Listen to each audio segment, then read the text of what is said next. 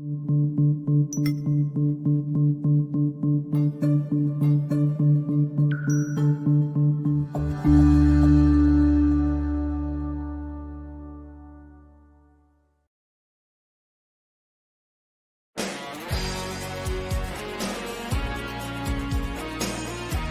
to Legends in Leadership, brought to you by ISF and the Carrington Group.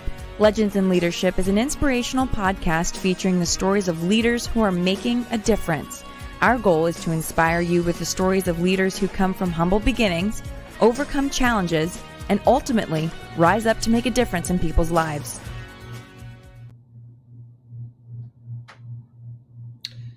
Well, hello, folks. This is Tyler Tallman, and I want to welcome you to episode number 76 of Legends in Leadership. I am a family officer with the Carrington Group and want to welcome my co-host on today's podcast, the great, the one and only Dr. Blair Ritchie, who's the executive director of ISF. Dr. Blair, welcome. Be with you. Going to be a great show. It is going to be a great show. As always, we like to kick off things with a little bit of leadership trivia. The reason is that we are fascinated by the stories of leaders who, like us, come from humble beginnings and then rise up to really make a difference in people's lives. So, Dr. Blair, who do you have or what do you have teed up for us in today's trivia? Well, Tyler, today is a great day in Texas history, and I know you took Texas history in school because I know about your upbringing, and I think you're going to nail this one, Tyler. I'm confident. But on this particular day, back in 1836, our leader was inaugurated as the first president of the Republic of Texas. He was actually born in Virginia and then moved on to Tennessee after his father's death. And at the age of 16, he went to live with the Cherokee Indian tribe. He enlisted in the United States Army, where he became a protege of General Andrew Jackson. He would go on to serve as a congressman and then a governor of Tennessee. When his ill-fated marriage fell apart, he resigned from the governorship and went back to live amongst the Cherokee. Later, he would relocate to Texas, where he became involved in the insurrection against Mexico. He would actually lead his local army to the most significant victory over General Santa Anna at San Jacinto.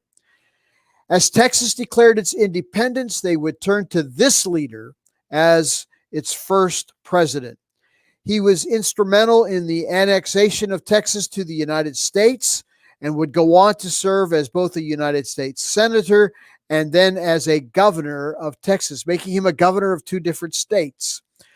Like every other leader in Texas, he has a city named after him, and I think one of the coolest statues in the world in his honor. So who is this legendary leader? I'll be back at the close of today's program with the answer. Oh, that's a good one, Dr. Blair. I'll tell you, our guest today is also an educator and also taught, we learned Texas history. So I might know it, but I think we've served up a softball to him. So we'll look forward to getting that from you at the end of the show. Sounds good. Well, I'm excited about today's guest, Taylor Toynes. Taylor is the co-founder and executive director of 4 Oak Cliff, which he started with students as a first-year teacher. Discouraged by the disparities and inequities his students experienced and noting that nothing had changed since his childhood and upbringing, Taylor was compelled to organize the inaugural 4 Oak Cliff Back to School Festival for his students and his community. The festival drew attention to the needs of the community and led to collaborations with system leaders such as the United Way of Metropolitan Dallas. Taylor is committed to the Oak Cliff community and lives in the neighborhood with his family. For his leadership, Taylor has also received awards from the United Nations, the NAACP, Southern Methodist University, to name just a few. Taylor and the FOC team won Teach for America's Social Innovation Award and Echoing Green Fellowship. 4 Oak Cliff has been recognized by national news outlets and gained the trust of their most proximal neighbors in South Oak Cliff. Taylor's also a proud father of Wednesday Toynes and a husband of Ariel Toynes. He is a graduate of the University of North Texas and has got a master's degree from Southern Methodist University. Taylor also serves as Dallas Park and Recreation Board member. So, Taylor, great to have you on the show. As a matter of fact, we had Calvert Collins Bratton on the show just a few weeks back. I know you probably know Calvert, being a part of that Dallas Park and Rec Board. Yeah, I watched the show with Prez on there. I like to call her Prez. She the president of the board. Yeah, she is. She's the Prez. I'm glad you were able to watch. I've got a fun question to start off. I mean, you're a graduate of North Texas, so you're definitely a part of the Mean Green, but you've also got a degree from SMU. So are you a Mean Green football fan, or are you an SMU Mustangs fan? I'm a Pegasus. That's good. That's good. Did you play sports growing up? I did. I played basketball. Terrific. I know that you went to South Oak Cliff High School, correct? No, I went to the best high school in Dallas, Skyline. Oh, Skyline, a basketball dynasty from what I remember growing up. Yeah, no disrespect to South Oak Cliff. I love it. But I'm a DISD guy. I support everything and all the young folks at SOC that I know right now. But for me and myself, I put a lot of blood, sweat, and tears over there on Forney Road. Yeah. But I'm from Oak Cliff, though. Terrific. Well, Taylor, I love the work that you're doing with 4 Oak Cliff. It's absolutely tremendous. And in a lot of ways, there is some parallels to the work that Dr. Blair is doing with our foster care kids in the International Student Foundation. And we could talk about that later. But before we dive into your good work there, I want to hear a little bit about your early childhood days, some of the early influences, the folks that really shaped you and molded you into the leader that you are today. For sure. Of course, my family on the forefront, because that was the first, people that I knew. I mean, you can see directly above me, that's a portrait of my grandmother. She passed away in 2018. She was probably the biggest fan of mine. She always encouraged and believed in everything that I was doing. But her and my grandfather both, they owned a convenience store that was actually in the same shopping center where my community center is right now. So, seeing that ownership from my grandparents, the foundation that my parents, Kim and Tony Toynes have put in me, and provided me, which was, a major privilege and blessing to have the parents that I have, the parents I was blessed with. But my family, man, early on, that's all I know. My cousins, my aunts and uncles, my parents and grandparents, they really were a solid unit. Yeah, obviously, you have such a tight-knit connection to your family, which is what's brought you back to Oak Cliff. What are some of the things that you remember growing up, Taylor, that you go, man, I really want to emulate that. That's a life changer, or some of the leadership principles or concepts that you feel that they instilled in you? I think one was just compassion for people, treating everyone with the same respect, from, the custodian in the building to the CEO in the building. I think that was something that was very important. I was always taught to be a leader. I would often be told, be a leader, not a follower. But also learning what it looked like to lead with integrity was something that was instilled in me. Being diligent and prudent was something that I saw, working on a schedule. My father instilled that into me at an early age.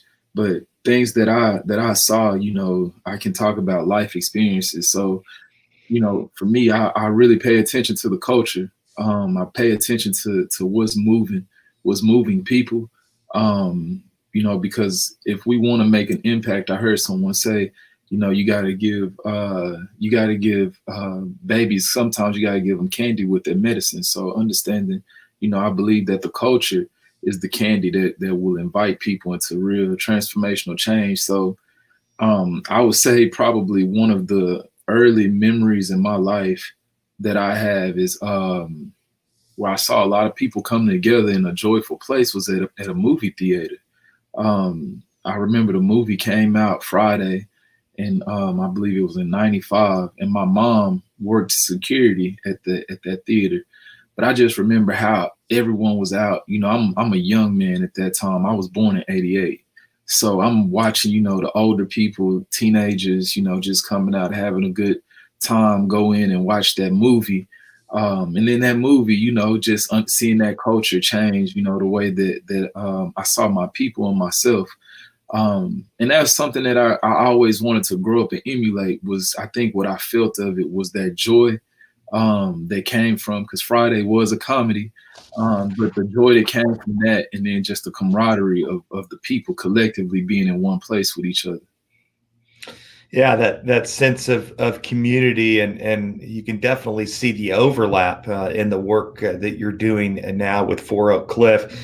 I'm curious, what advice do you find yourself giving emerging leaders today? I mean, you're have done a little bit of everything according to your resume. You've been a part of working in the justice system. You've been an educator working with kids, and of course doing the work that you're doing now. So what advice are you giving emerging leaders more than anything else in this current day and age? Always believe in yourself. I live by, like, if it's anything, I'm gonna bet on me. And that's something that I think that they need to know, because, you're gonna find situations where it is just you. And if it's other people that are around you, if you believe in yourself, then I can't believe in you, someone else, if I don't believe in me, so it empowers us all. So that's one thing I really would like to share. But honestly, too, the next conversation to that is, if I don't believe in myself, how do I get there? You got to know who you are. You got to know who you are. You got to know your roots, and then it'll really charge you up to do anything. The common theme, Taylor, that I've seen as I've gotten to know you kind of through social media and LinkedIn and gotten to read your bio, is the importance to you of education, the importance of not just education, but access to good education for kids. So tell us, and let's dive in and talk a little bit about what inspired you to start 4 Oak Cliff. 4 Oak Cliff was my life experiences. It all started really, though. I had a complete shift in my career goals probably in 2013. When I came out of undergrad, I majored in political science and I minored in criminal justice. And then I got a job at the district attorney's office as a victim's advocate in family violence and misdemeanor victims advocate. And while there, I was studying for the LSAT. I took the LSAT. I applied for law school. I did all of that. And I read an article that was titled "The Cradle to Prison Pipeline." And in that article, it had the zip codes in Dallas broken down by the amount of inmates compared to college-ready graduates. And 75216 was top of the list. And now we know that 75216 also leads the state of Texas with the most people incarcerated. And immediately, I said, law school isn't where I need to be. I need to be in my community, as close to our young people who, are the leaders of the next generation. And I applied for Teach for America. And I didn't really even know what I was applying for. I had some friends that did it. And I said, I want to go into education. And that was the only way that I saw, that to do it. And I joined TFA, which is a huge network of teachers across the country. And I was able to, I could have been anywhere in the United States. I could have been placed anywhere, but they placed me at W.W. Bushman Elementary School in South Oak Cliff. And while there, the young people that I talked to and taught, they changed my life. I'm still in communication with a good group of them to this day. And, in my mind, I think of education and learning. Those are separate things to me. And while I was in the classroom, I was teaching them curriculum, TEKS, standardized TEKS from the state of Texas. But if they didn't, I hope that they were educated, but more than anything, I hope they learned life lessons in my classroom. I taught fourth grade. So, from them, I learned more life lessons. I became more conscious to things. And then I began as a teacher, reaching out. I was looking for support and, recognized there was a void. And we had our first back to school festival, and, about 1,500 people showed up, and the numbers kept growing every year. And then we understood that, the festival is nice. The festival is a great space, but the problem that we're dealing with can't be eradicated with a one-day event. It's going to have to take true diligence and consistency to start to liberate our people. That's terrific. What an inspiring story. And I think there's such a relatable side of this, Taylor, and all that we're dealing with across our country right now, and building from within our communities. And I just commend you for being that person, to be that example, to go back into your community where that there is a systemic issue that you want to fix, and to do it with such pride and diligence. I commend you on that. Tell us a little bit about the Back to School Festival. And I know from what I've read, it has grown into a really big deal. So what happens at this festival, and what's the impact that it's having on the kids of the Oak Cliff community? So the Back to School Festival has 4 components to it. It has a voter registration drive, job fair, college fair, and a school supply giveaway. Impact is we've given out over 20,000 backpacks in the past 6 years. Impact is, a place of connectivity, because we also, when the festival when we were able to have it, outside at the park, we had over 60 vendors every year, educational vendors, workforce vendors, all kinds of people. We had Seeds to STEM. They were out there doing science projects with kids. It was just a great space. And we also had performances. So, that creative juice could have, gotten going in a young person that was sitting watching an artist perform on stage. At the last festival that we had this past year, we were, in a space wondering if we were going to be able to do the Back to School Festival. So this year we hosted the festival at 4 separate locations.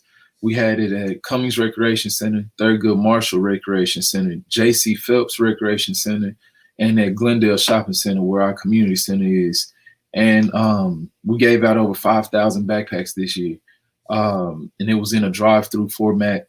Volunteers were able to be dispersed at separate locations so that, we could be safe, because we also pull in 500 volunteers every year at the Back to School Festival. And those volunteers are individuals who stay engaged with our organization. So the biggest impact to me, though, is what Fort Oak Cliff is now, understanding that it was birthed out of that Back to School Festival. And now it's created an entire body that's living and breathing and moving and helping move other people.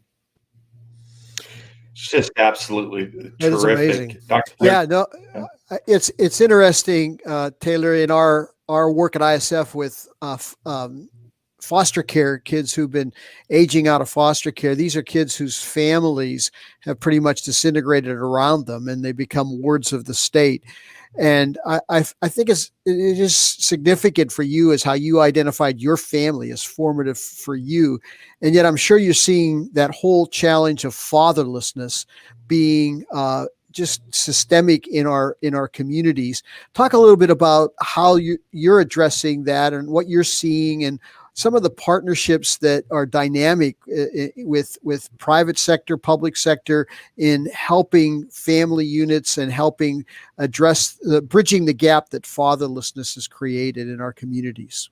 Right. And that's I'm glad that you asked that, because it's a real thing. Majority of I want to say about, I know it's over 50%, according to the last census data, of households are led up by a single parent in our community. And that's not just all single moms, there's single dads as well. Right.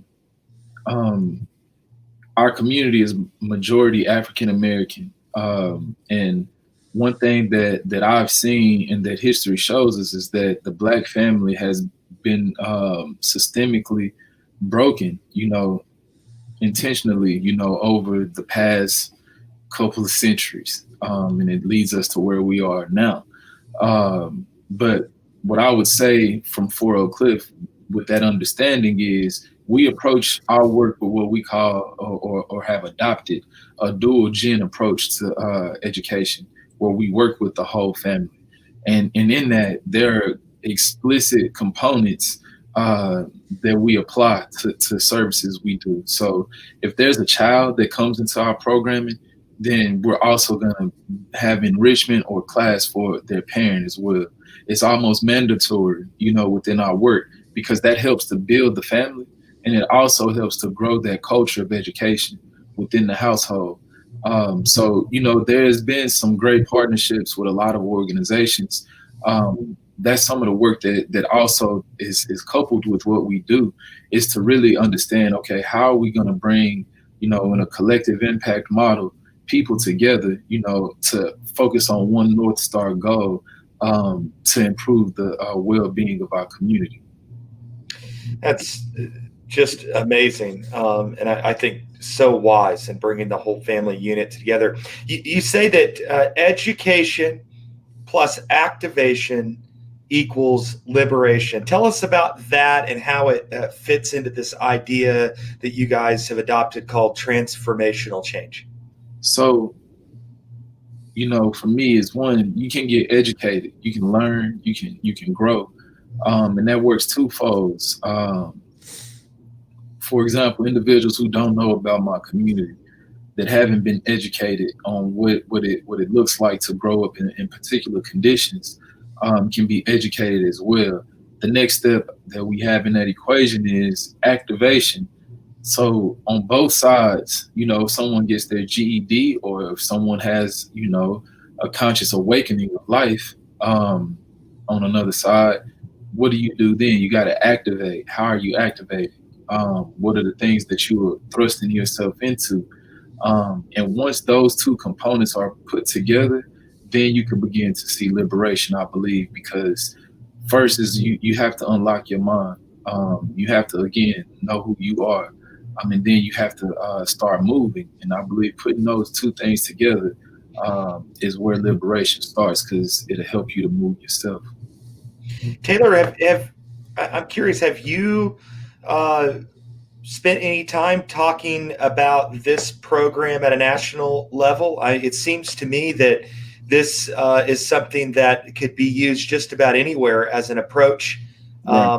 Any thoughts on that, and how that ultimately could be applied at a more global or national level? Yeah, so we have spoke on it at a national level. We've spoken towards it at an international level, but the thing of it is, the next step is packaging it so it can be translated. And that's something that we're in the process of right now. This was actually our first year as an independent, since 2015, we were housed under 2016, we were housed under other nonprofits This was our first year with our own board. This was our first year, with our own bank account, and staff, full staff. We had 5 staff members this year. So it was almost like, the first year of true existence, for Oak Cliff. So I think now it's we had to execute that piece before we could really stand on the rock firmly with the work that we're doing. But we have some things in the works right now. We're actually doing a pilot cohort to see what a dual gen approach looks like, predominantly focused on Black families, because there's research for just about every type of demographic of people, but the results generally come in and say that the approach didn't work as well with African American families. And I've looked at some of behind that, and now we're wanting to conduct our own research as well.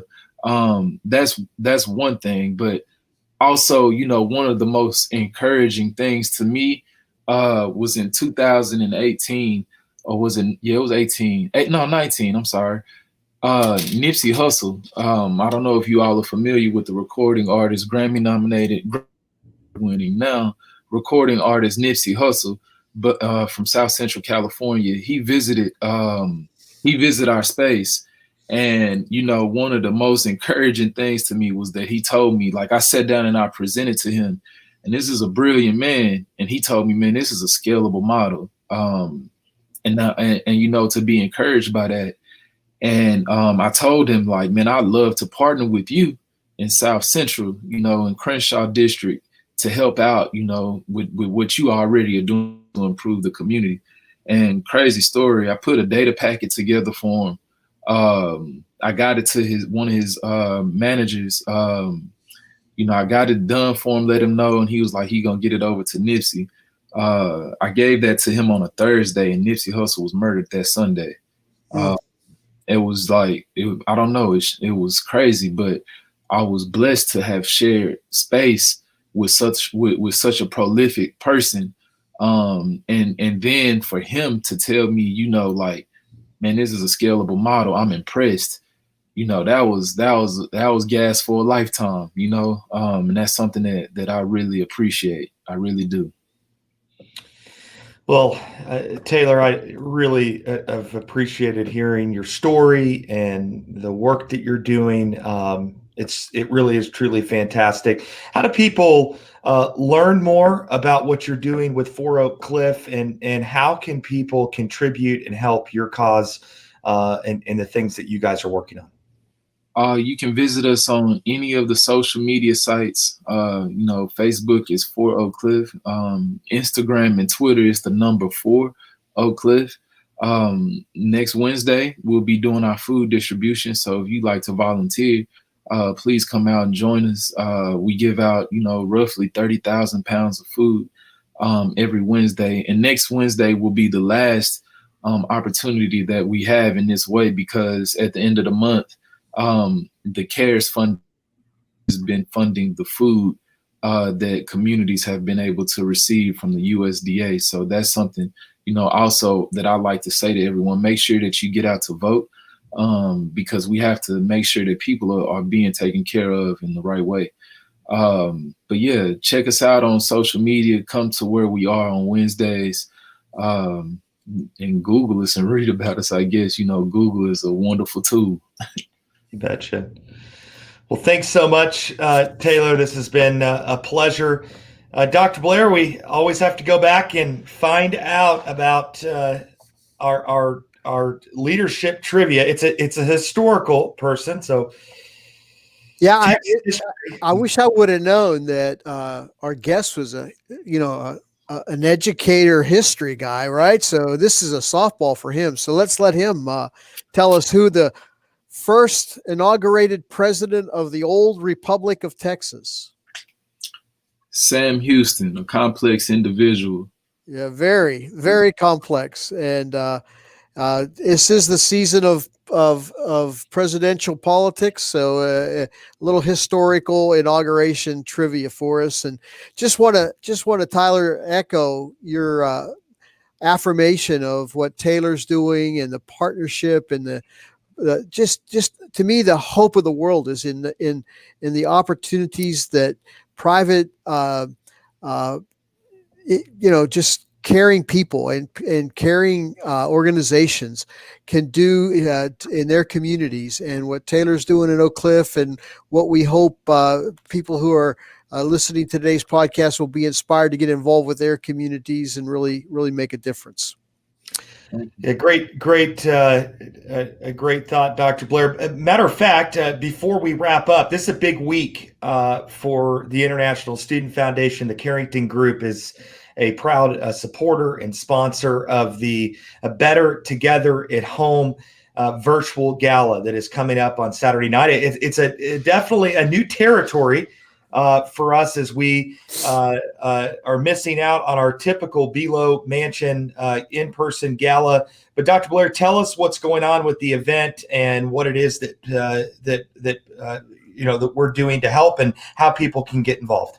Yeah, Tyler, every fall we have a major fundraising event that literally fills up our scholarship fund, that enables us to give out scholarships to this coming year, 55 different aged out foster care youth, who are not just here in Texas, but really studying around the country. And we're pretty much an event-oriented fundraiser model, so that gala gathering brings donors together and they just contribute. So when you got a pandemic on your hands where large gatherings are not permitted, it really forced us to get innovative, and along with many other charities, we have really put together what we think is going to be a very meaningful evening this coming Saturday, October 24th. It's our Better Together, as you mentioned, at Home virtual gala. It allows people to have watch parties in their home or even with their own family to just experience the ISF story and to see the difference ISF is making, to hear from some of our students, inspiring stories, also some fun entertainment that we do. And we raise money in a variety of creative ways: auctions, silent auctions, raffles, and just the opportunity to invest in a scholarship, invest in a leadership development program. And this is open to the public. You can go to our website, www.isfsite.org, and just go to the event page, and you can learn all about the Better Together Gala this coming Saturday night at 7. Again, it's really kind of an opportunity to get involved and learn take a deeper dive into the work that ISF is doing with aged out foster care youth. That's terrific, Dr. Blair. We're looking forward to that event very much. And we hope that all those that are listening will be able to join us for that great event on Saturday night. Well, folks, that's a wrap for our podcast today. On behalf of the Carrington Group, the International Student Foundation, and of course our special guest, Taylor Toynes, this is Tyler Tillman wishing you a great day. But remember this: if your actions inspire others to dream more, learn more, do more, and become more, then you are a leader. Have a great week. Legends in Leadership is brought to you by the Carrington Group. Carrington Group is a family office with a passion for helping business leaders and their families make smart choices and fulfill their highest aspirations. To learn more about the Carrington Group, visit their website at www.carringtonfo.com or Google Carrington Group, Dallas, Texas. ISF is committed to leadership development for aged out foster care and orphaned youth. ISF's mission is to transform these youth into tomorrow's leaders with scholarships, mentoring, and leadership training. To learn more about ISF, visit their website at isfsite.org or Google International Student Foundation to learn more. Securities offered through Regulus Advisors, LLC, member FINRA/SIPC. Investment advisory services offered through Regal Investment Advisors, LLC, an SEC-registered investment advisor. Regulus Advisors and Regal Investment Advisors are affiliated entities. Carrington Group and this broadcast are independent of Regulus Advisors and Regal Investment Advisors.